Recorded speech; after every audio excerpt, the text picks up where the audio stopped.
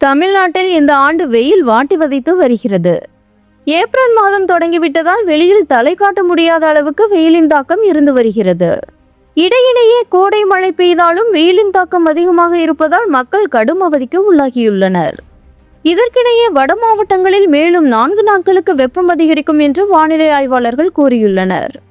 இது தொடர்பாக அவர்கள் கூறியதாவது: கர்நாடகா, ராயல்சீமா பகுதிகளின் வடமேற்கில் இருந்து வரும் வறண்ட வெப்பக்காற்று சென்னை, திருவள்ளூர், காஞ்சிபுரம், திருப்பத்தூர், கள்ளக்குறிச்சி, செங்கல்பட்டு, விழுப்புரம், திருவண்ணாமலை, வேலூர், ராணிப்பேட்டை, ஈரோடு, கரூர், திருச்சி உள்ளிட்ட வட மாவட்டங்களை அடைவதால் அங்கு மேலும் 4 நாட்களுக்கு வெப்பம் அதிகரிக்கும் என வானிலை ஆய்வாளர்கள் தெரிவிக்கின்றனர்.